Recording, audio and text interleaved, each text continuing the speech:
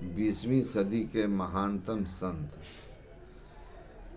सदगुरु महर्षि में ही परमहंस जी महाराज ने वर्षों से संत साहित्य और वैदिक साहित्य के बीच जो एक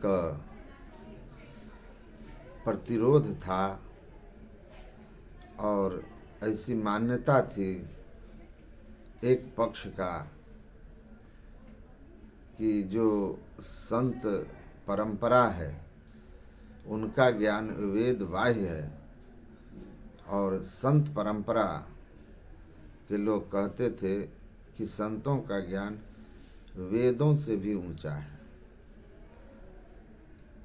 इस विवाद को सदगुरु महर्षि में ही परमहंस जी महाराज ने वेद दर्शन योग नाम के ग्रंथ को लिख करके पाठ दिया और यह साबित किया कि जो संतों का ज्ञान है वही वेदों में है, वेद के ऋषियों का ज्ञान है, वैदिक साहित्य में है, और ना और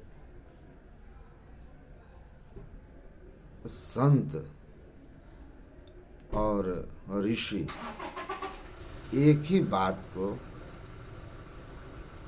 अपनी अपनी भाषा में अपने अपने समय में समझाने की कृपा की है। ज्ञान एक ही है, भाषा में अंतर है, भाव और तथ्य में कोई अंतर नहीं है। सबको वह पढ़ना चाहिए।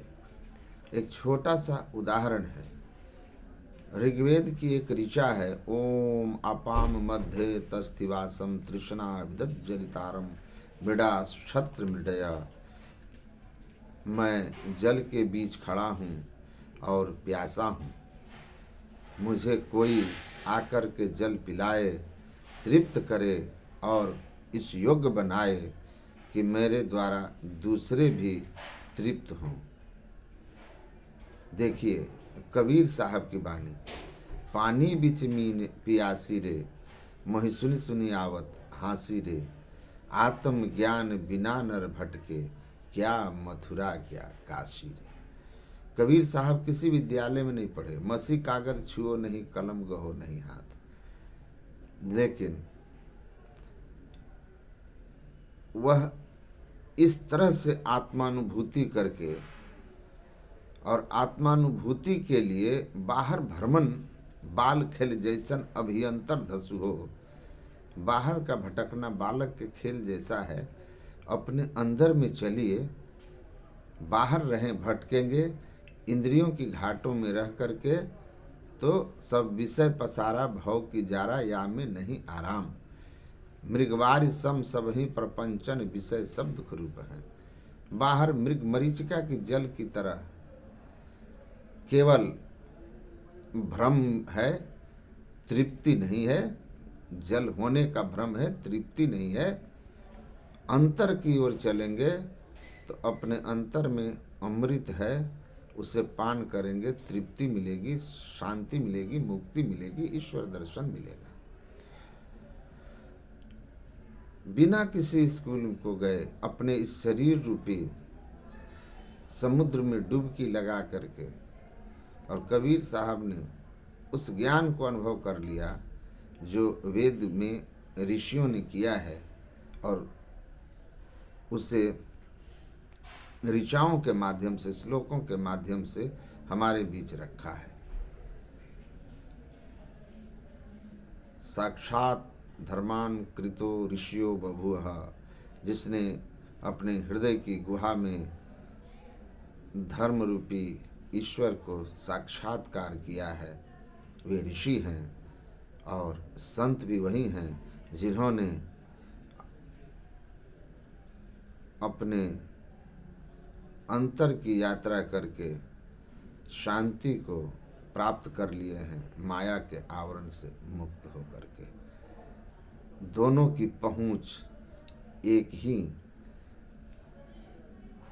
अवस्था की है, दोनों एक ही स्थिति पर पहुँचे हैं, दोनों एक ही यात्रा किए हैं, एक ही मंजिल को पाए हैं और एक ही उपदेश किए हैं। इसीलिए याद रखिए, कबीर कहते हैं, भाषा तो संतन ने कही, संस्कृत ऋषिन की बानी है जी।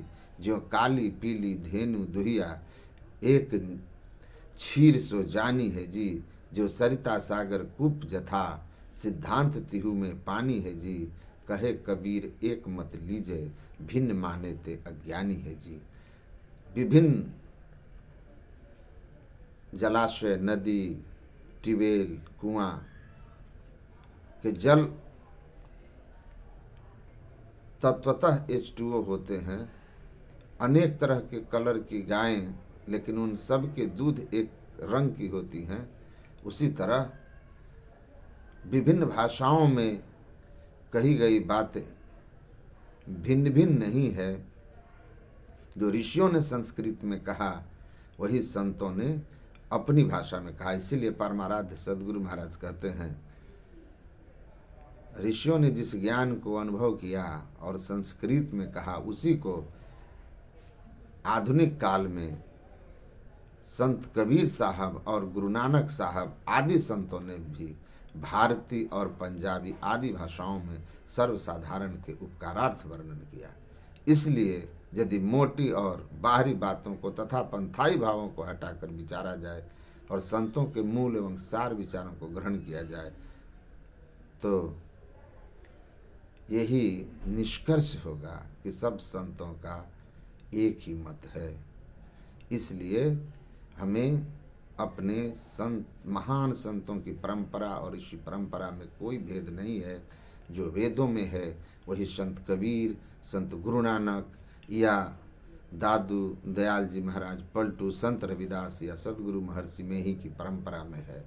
इसलिए धर्म ग्रंथों को ठीक ठीक समझिए, संतों को ठीक ठीक समझिए, उनका आदर मान सम्मान कीजिए, उनके बताए मार्ग पर चलिए, तो जही मार्ग श्रुति संत लखावे, तही मग चलत सबे सुख पावे।